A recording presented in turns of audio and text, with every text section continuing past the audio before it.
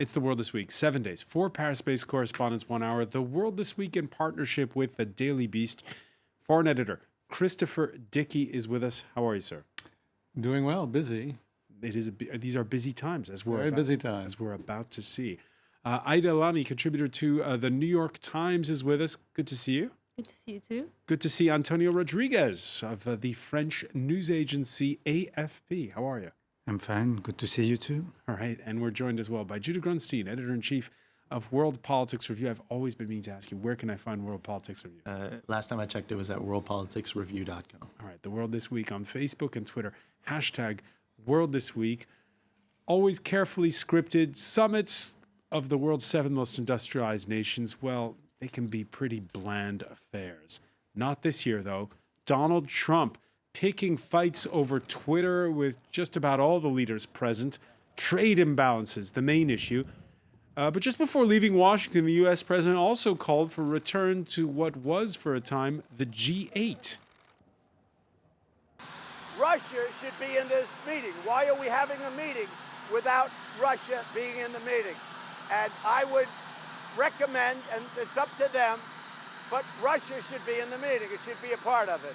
You know, whether you like it or not, and it may not be politically correct, but we have a world to run. And in the G7, which used to be the G8, they threw Russia out. They should let Russia come back in, because we should have Russia at the negotiating table. Seriously. Christopher Dickey? Well, first of all, why should Russia be in it? It's for the largest economies in the world. Russia's not one of the largest economies in the world. It wouldn't fit in with that group. If it wants to be in a group that it does fit in with, well, it's part of the G20, I believe. It can fit in there. G7 is supposed to be not only the richest countries in the world, but also countries that share certain kinds of values and ambitions about the global economy, and in the case of most of the countries, about democracy and moving forward with human rights, freedom, that kind of thing. That's what a lot of communiques from the G7 have been about. Russia doesn't fit in with that either. But finally, the thing that's so crazy about Trump is that he acts as if this was some capricious decision, that one day the G7 decided, oh, let's just get rid of Russia, let's just kick them out. When in fact they had invited Russia in as a courtesy, and they decided to kick them out after Russia took over the sovereign territory of another country, annexed Crimea, and started a war in Ukraine. For Trump, that's not really a big deal, apparently. Ida Lamy? I'm not sure he's even aware of. Oh, I think he's aware. Well, you know what I'm saying. It's like he's probably, I don't know how much he thinks through his decisions, but I think it's unfortunate that, again, he hijacked the news, and we're not talking about issues that matter, like global warming and all of these things that they're supposed to be discussing right now, the G7 summit. He'll be missing the global warming part, by the way, because he's leaving before the environment portion to go off for that North Korea summit. Yes, the question is to know if this kind of multilateral institution like the G7 or others like OECD, the G20 is useful today. And with Donald Trump today, we can ask this question. I've been covering for 2 years now meetings of the G20, meetings of the IMF. Last week I was at the OECD. They're just using it at a ring now where they are fighting, and then they leave the stage and nothing happens. It's just a kind of fight in front of the cameras. And they are fighting also for just a communique, for a statement, final statement. Nobody cared about those statements 2 years ago. It was boring to read them. It was a kind, poverty is bad. Climate change is a big challenge for humanity. Protectionism is not good. And now we have, since Donald Trump arrived at the White House, they are fighting for days, for weeks, even for months to find the right words in the final statement. It's I don't see the utility. Do you agree with Antonio that organizations like the G7 have become irrelevant? Well, I don't think I would phrase it like that. I think that they were always that it was difficult to make them effective even with the United States playing a leading role in terms of pushing for certain policy priorities and things like that. Without the United States, it's pretty hard to see how they can be effective.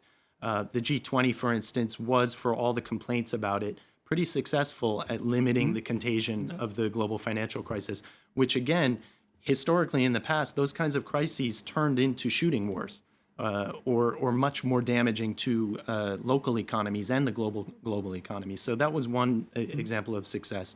The G7 or the G8 at the time has played, for instance, a really important role in terms of non-proliferation of nuclear weapons and things of that nature. So there are sort of under the radar areas where cooperation among these major countries is very effective. Without the United States pushing and without the United States pulling and leading and creating the wake that can bring other people along, even the watered down lowest common denominator declarations become impossible. I think what's most alarming about what's going on right now is two things. First of all, the G8 began, I think, as the G5 during the Cold War, and it was really an informal meeting of the leaders of the top Western European and United States and Canada to discuss among themselves the important topics of the day. But it had this element of values, and it was really part of the Cold War logic.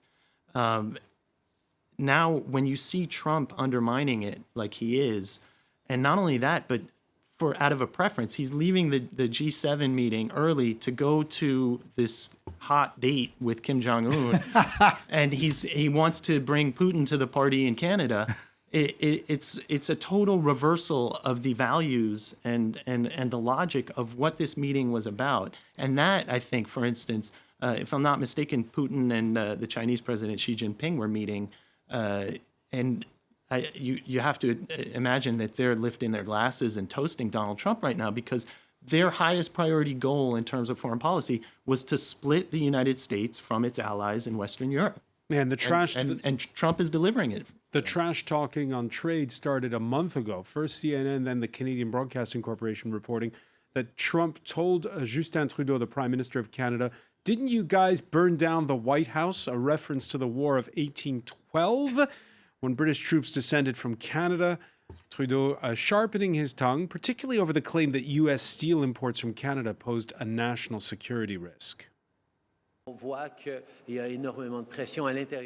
We can see that there's a great deal of pressure inside the United States to perhaps take another look at the laughable idea that Canada, France, and the countries of NATO could represent a national security threat to the U.S., when the reality is that we're huge allies, the best that the U.S. has had for a long time. And even on the North Korea issue that we were talking about, Emmanuel Macron, the French president, the same one who bent over backwards, you'll recall, during that April state visit to Washington to convince Trump to stay in the Iran deal, really taking the gloves off when it comes to the issue of Trump's early departure. We cannot, on principle, rule out being 6+1. Maybe the U.S. president doesn't mind finding himself isolated, but similarly, we don't mind being 6 if need be. I believe in cooperation and multilateralism. I resist hegemony with all my being, because hegemony is the principle that might is right.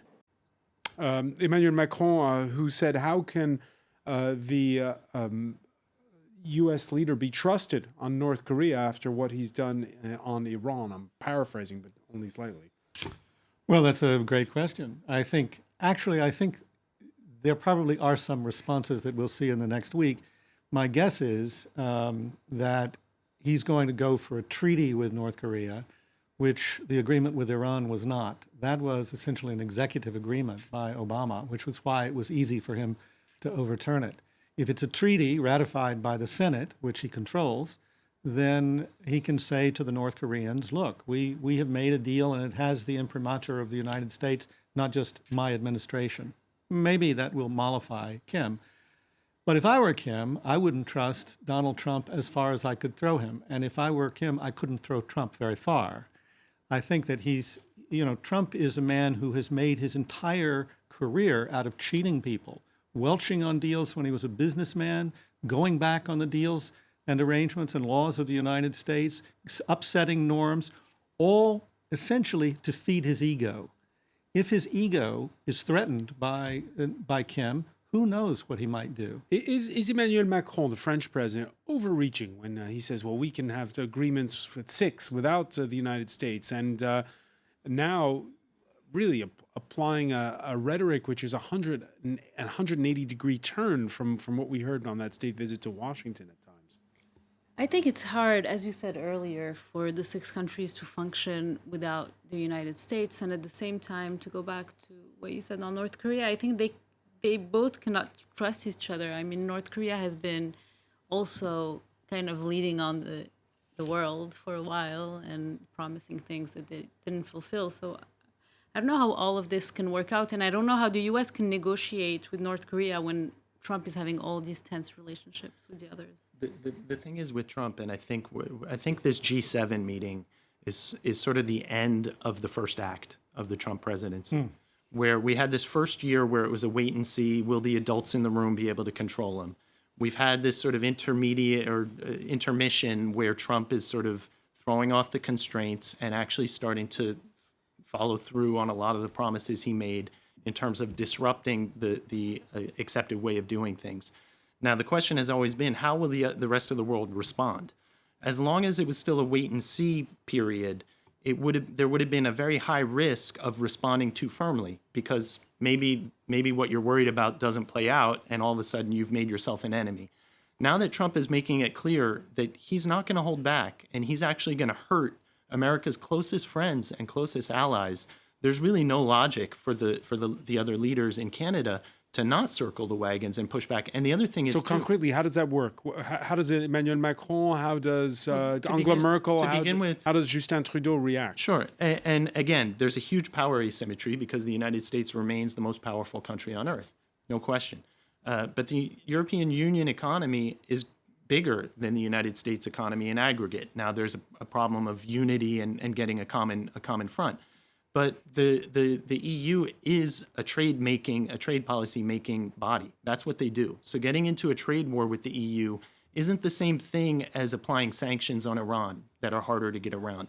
The EU can fight back. And if Canada's fighting back and Mexico's fighting back and China's fighting back, it means that the US is picking fights with everyone all at once. The US is the strongest country in the world, but it can't win fights with everyone all over the world. It just doesn't work that way.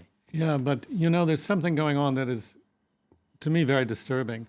I don't know if you saw Boris Johnson's remarks a couple of days ago, where he was saying, I'm starting to like Trump. I'm starting to think this is the way we should negotiate. Maybe this is the way we should handle Brexit. You just go and charge in like you're going to break everything, and then when you don't break everything, people say, oh, that's okay. That's exactly why these multilateral meetings that were so boring in the past, you really start appreciating them, because there's the saying, may you be blessed to live through boring times. War is really exciting in the sense of headlines, but it's really deadly and costly. And these multilateral meetings avoid that kind of charging in. Are you convinced, Antonio, boring is good? Boring can be good, because yes, it can be good. But the country missing in this meeting today is China. It's not Russia. And it's China because all these 7 countries, the United States and the allies, could seize this opportunity to keep the pressure on China, which has not been respecting the rules of the WTO for almost 20 years now. The problem in the global trade today is almost China. And we had Donald Trump pointing first at China, and now he's trying to save Chinese jobs.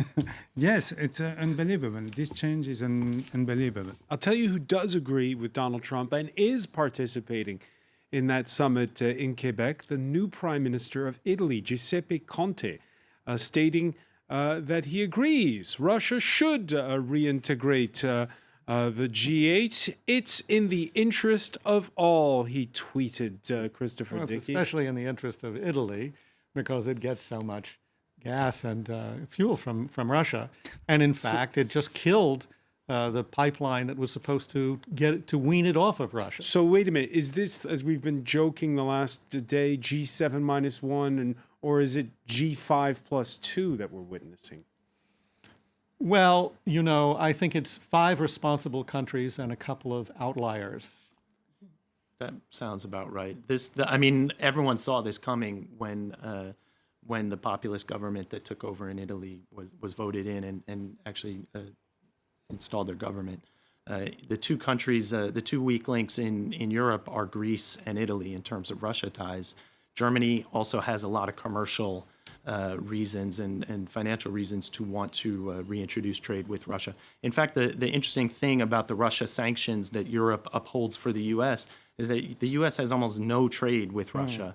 And all of the pain of the sanctions that are in response to the Obama administration really ratcheting up the pressure is being felt by German companies, by Italian companies, by Greece, even Total here in France. Had projects. Yeah. And if the signal is from the United States, we don't really believe in those sanctions, we don't want to sustain them, then of course, if you're Italy or even Germany, you start to think, well, why are we doing this? And the icing on the cake is that the U.S. just threatened sanctions against the German companies involved in a gas pipeline with Russia. But we have to follow Mr. Conte because the unity of Europe is at stake.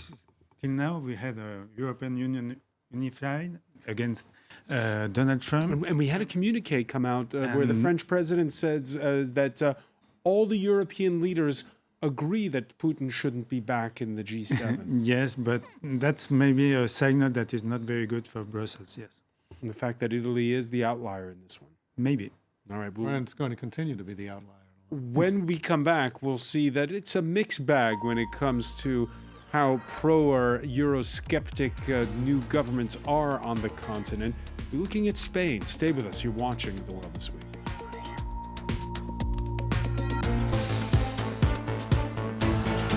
Welcome back, or welcome if you're just joining us. It's The World This Week. The World This Week in partnership with the Daily Beast.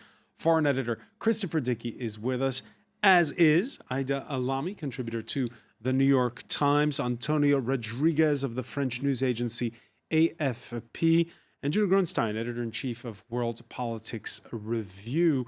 We were talking about the new leadership in Italy, contrasted, if you will, with the new guys in Spain, or should we say the new women and men in Spain. 1 week after the toppling of the longtime conservatives, 43-year-old socialist Pedro Sanchez unveiling a majority female cabinet with an agenda that embraces Europe. In fact, it's more Macron than Merkel-like when it comes to closer EU integration.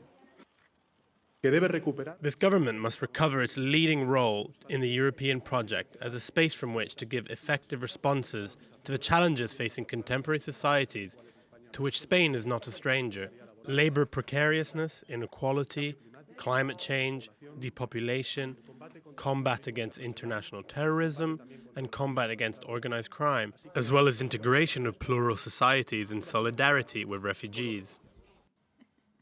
Antonio Rodriguez, wow, 1 week ago, you still had Mariano Rajoy as a prime minister, although he's on his last legs. But still, I mean, it's gone fast in Spain. What's going on?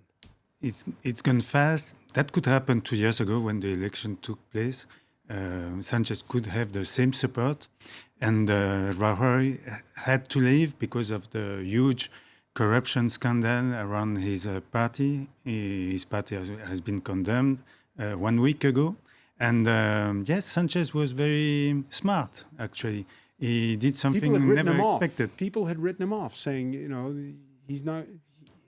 He was a flash in the pan. He was ousted from the leadership of the Socialist Party 1 year ago. He came back thanks to the grassroots militants, and now he's in charge. I mean, himself, I don't know if he realized what he did in a week.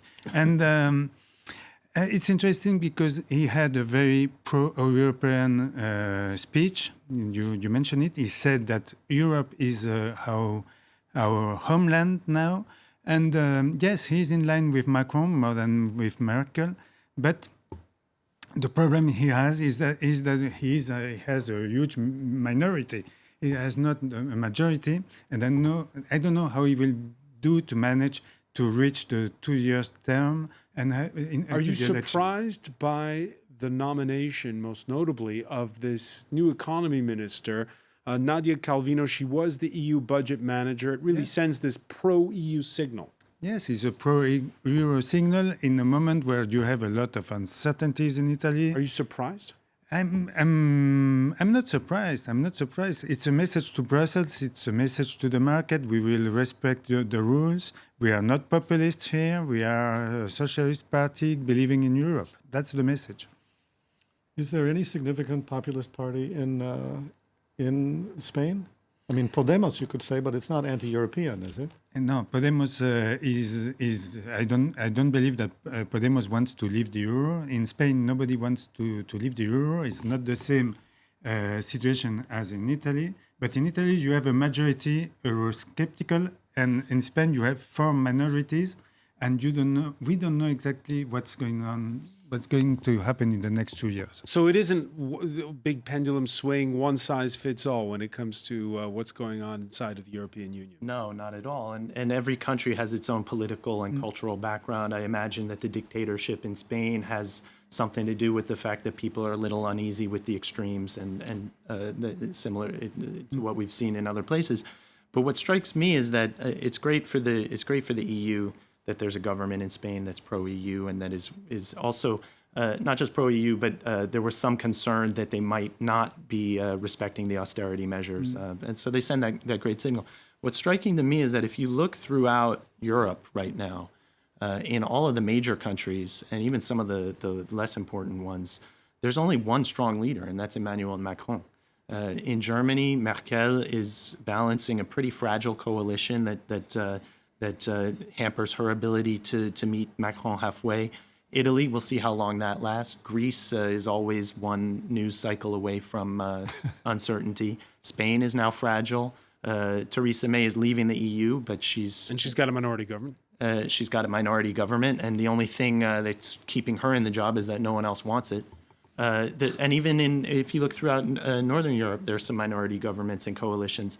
So the truth is that it becomes very difficult for the EU, which is certainly not out of the woods in any sense in terms of the euro and in terms of some of the fundamentals. If Italy goes about spending the kind of money that the Italian government wants to spend, we could see a return of the debt crisis. And there's really the kinds of reforms that need to be made take really strong leadership to push it through. And I don't see anyone besides Macron, and Macron can't do it alone. Aida Lamy, you profiled a 19-year-old student from the Sorbonne who's got staunch secularists here in France worked up. Her name is Mariam Pouchtou. Her parents converted to Islam before she was born. Her grandparents were in the resistance. She's the Sorbonne rep for a left-wing university student union, and she wears the headscarf. Pouchtou herself, you write, was baffled by the outburst, saying she had to research political Islam online to understand the accusation. Are you surprised, as she is, by the controversy? And some of these attacks, by the way, have been directed at you personally. Well, the reason I write a lot of profiles, it's kind of my specialty. And usually what I go for is I try to find someone who's extremely compelling, whose story kind of speaks more about a bigger issue.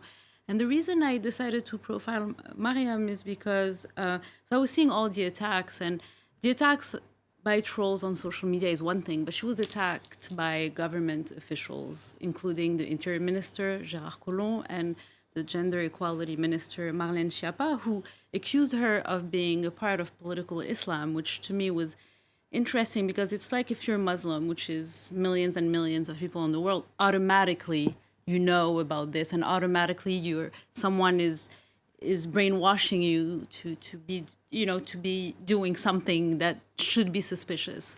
And the fact that she was 19 was really interesting to me, and that's why I reached out to her. She hadn't given many interviews. And do you believe her when she says she had to research political Islam? Yeah, I do. I wouldn't have written it had I not believed her, because she's it's her first year at the Sorbonne. She was she finished high school two years ago. It's her first year at the Sorbonne. Last year she was doing something else, and she's just a young college student. So which is it? Is it that, well, it's just that she wears the headscarf and that's what bothers people? Or is it because here is this person who is ostensibly devout, pious, believes in God, and left-wing? Well, I think that there are two steps. There's something important to note about this story is that she was targeted by Le Printemps Républicain, which is a group of leftist secularists who was created in 2016, and they've been very successful at targeting Muslims for the past 2 years. There was Rokhaya Diallo before this. There was Yassine Bellatar and all these Muslim personalities in France who have been the target of their ire. But it's not so much them that the fact that they've attacked her that I thought was interesting, that it was picked up by government officials and then the media and everyone. And I think there's just a lot of anxiety around Muslims, and that's just one other. Antonio Rodriguez, what does this story say about France? It says that there's a big problem about this. I mean, if this young woman was a Christian one, she would have the same troubles. She was not in the right union. I don't believe it's just a question about Muslim religion here. It's about religion, and it's yes, the attack was very strong, very hard, and but I believe it's this students' union is a laical students' union. Secular. Secular, sorry, and I believe that they would do the same with all religion. The thing is that in France, for at least the past 20 years, the question of secularism has gotten tangled up with the question of immigration, with the question of national identity, and with Islamophobia. And since the law banning the wearing of the headscarf in public schools through high school, the symbol and the representation that the state has chosen to go after is the headscarf. And it's very easy to understand why, because it makes for a winning coalition. You have people on the left who are concerned about gender equality and what it means for women to wear a headscarf or a veil. And you have people on the right who are hiding Islamophobia and anti-immigration behind that. It's important to remember that that law came out a couple of years after Jean-Marie Le Pen went into the second round in the presidential election. So it was sort of like a dog whistle from the Jacques Chirac that he had heard and he was willing to act. What makes it so absurd and outrageous is that if you look at all the problems that are both causes and symptoms of failed integration of immigrants and immigrants of Muslim background in France, whether it's delinquency, high school dropout rates, unemployment, and for the very, very tiny minority, radicalization and violence. The problem does not involve women wearing veils. It involves young men. Statistically, they're head and shoulders above young women in terms of all of those problems. And so the idea that the headscarf is the sharp point of the spear in countering in enforcing secularism, or even in countering the encroachment of Islam in French culture, what it's done, it's created unnecessarily a whole class of citizens who feel that they're being personally targeted by the state just for their religion. Christopher Dickey, Mariam Pouchtou, she doesn't fit a traditional stereotype, does she? No, but the reaction to her does. And I think that's what Aida's talking about. I mean, first of all, Aida and I were talking about this before we came on. I mean, one of the things that's interesting here is that if you read the original tweet about her from this gentleman, if we can call him that, it sounds very moderate. He's essentially saying what you were saying. Isn't there an irony here that she's wearing this religious symbol, the hijab, but she's representing this secular, actually very liberal student organization? And maybe Aida can explain to the audience what she explained to me. This is a dog whistle. This is a guy who essentially puts that tweet out there, knowing that it seems very rational and reasonable, but this army of trolls will come in behind him and go on the attack. That's the kind of game that's being played. It's the kind of game that's being played. You remember back in 2013 after the Paris attacks, we talked about there was this expression in French, le vivre ensemble, the living together, how we had to have more understanding of different cultures and religions, and now we're in 2018. I think this picture that went with my article is the best, in my opinion, example of vivre ensemble. These are three students tolerating each other, loving each other, working together, and they're all completely different in many ways. And politicians should be more maybe connected to what's happening in universities and so on. I spent a little bit of time with the folks at l'UNEF, and they've moved on from these headscarf controversies and so on. They're in something else, and just are you saying that the younger generation understands multiculturalism? And I think so. And as the president of the UNEF in France put out a communiqué where she said that it was interesting how all these former members of l'UNEF, including Bruno Julliard, were saying things against Mariam when they've never elected a woman president before the current one.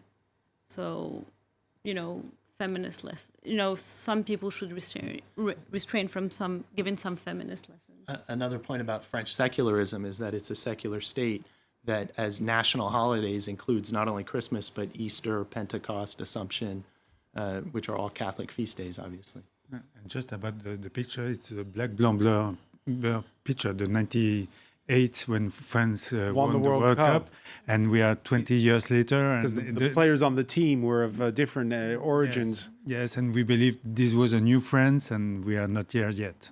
All right. It was the week that Guatemala's government came under fire over its anticipation and handling of the worst volcano eruption in years. The official death toll climbing by late Thursday to 109, with more missing, relief efforts hampered by rain and subsequent explosions. Over in Nicaragua, it's more of a political kind of eruption. What started in mid-April as protests against pension reforms almost immediately turned ugly, with more than 127 killed so far, a crackdown on the press, and a longtime left-wing Sandinista leader who started out by mocking the demonstrators. Daniel Ortega, who met with church leaders who were trying to act as mediators on Thursday. Dialogue with the President Ortega took place in a serious, frank, and sincere environment, where we communicated the pain and mourning of the people who have suffered in the last week. We call for the consensual agenda for a national dialogue into the democratization of the country. Chris Radicki, speaking to some Latin America followers, they're surprised at the violent turn of events. I think they are, but I think there's a huge amount of frustration in Nicaragua. I used to cover Nicaragua in years past, and I've been on the phone with friends in Nicaragua, and there's this feeling that Daniel Ortega just has to go. He came back into power, voted into power in 2000. Because he first came to power after the toppling of the longtime He first came to power as part of the Sandinista junta that toppled Anastasio Somoza's dictatorship. And then he maneuvered his way into the presidency. And then once the idea of these left-wing revolutions collapsed with the collapse of the Soviet Union, he was forced out of office in 1990. And the opposition came in and wound up being very corrupt. So he was able finally, after 17 years, to come back, and he said, "I'm never going to be put out of office again." So he got he got control of the courts. He redid the Constitution in a way that he can keep running again and again and again. There used to be no re-election there. Now he's in his third term. He not only controls the courts, the army, the police, everything, every institution of government, and not only is he incredibly corrupt, he has these paramilitary gangs who have been responsible for most of the murders that have taken place over the last couple of months. I mean, it's almost 150 people have been killed now. There was just another one killed at the university last night when people who were manning a roadblock, a group of the turbas, as they're called, came by and just shot him up. And they act with complete impunity. Antonio Rodriguez, the church's role in all of this, are they going to be able to tone it down to bring this some kind of to end this impasse?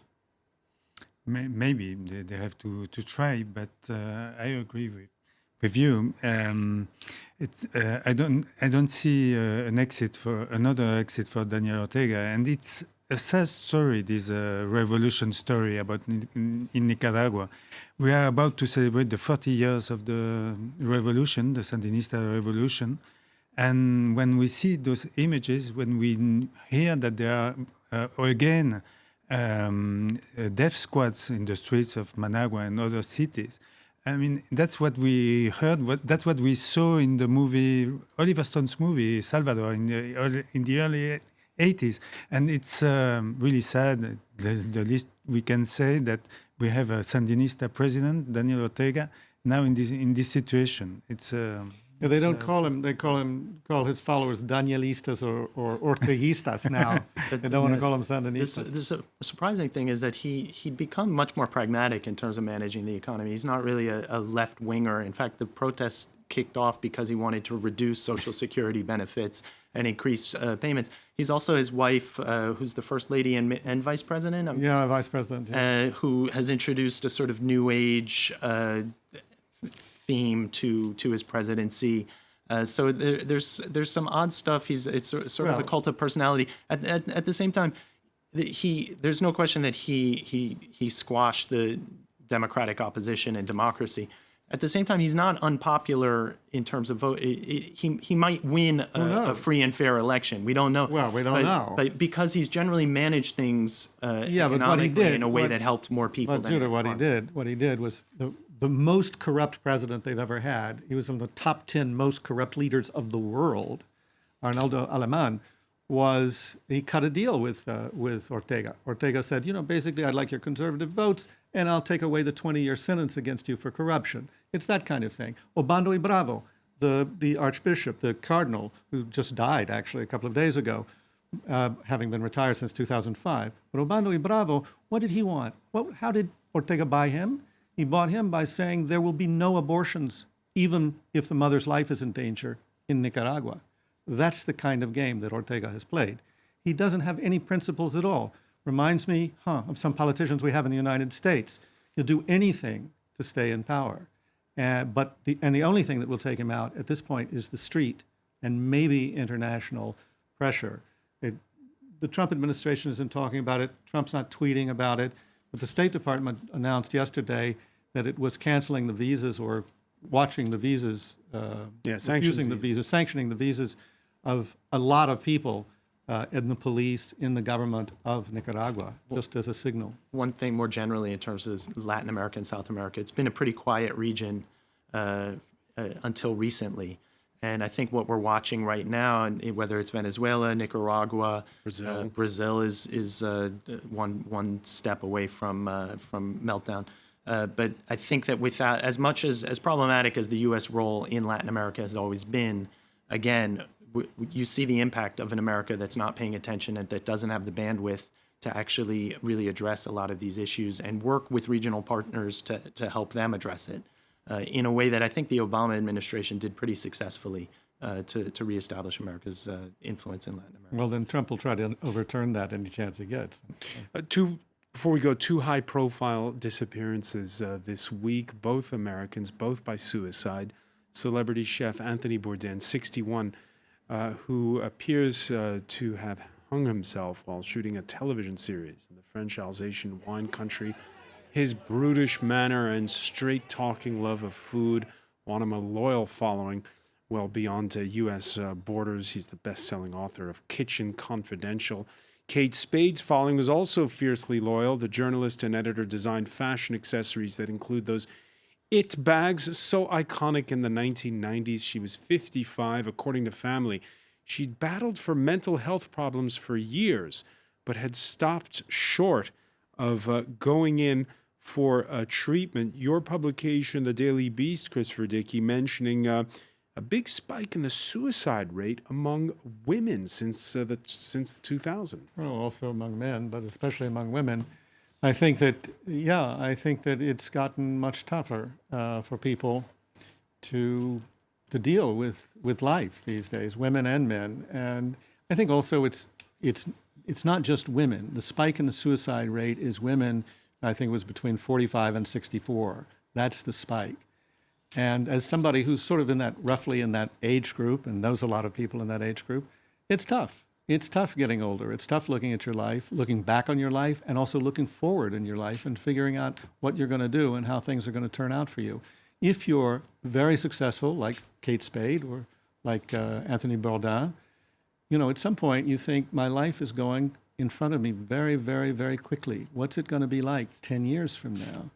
And it's also, there's a contagion. It's not irrelevant that Kate Spade was obsessed with Robin Williams and the fact that he had hanged the comedian, that he had hanged himself, and that it's probably not coincidental that Bourdain, when he decided to take his own life, would use that method, just because this is the nature of the contagion of suicide. Yeah, there is a contagion effect. And in the case of Kate Spade, she apparently had thought about going for help, but it would have been terrible for her brand, she thought. And it's been a big question now, this issue of how you deal with depression and mental health, since the news broke earlier this week. Right. I mean, it's quite sad, and it's about time we take more seriously depression as a mental health problem and kind of get over the stigma around mental health problems, and treat it like when people have cancer, they seek professional help and maybe kind of do something about this. I think we also the way in which society has developed and very rapidly is so much about image and celebrity. And it's important to remember that behind the image and behind the celebrity, whether it's... People are trapped in their image?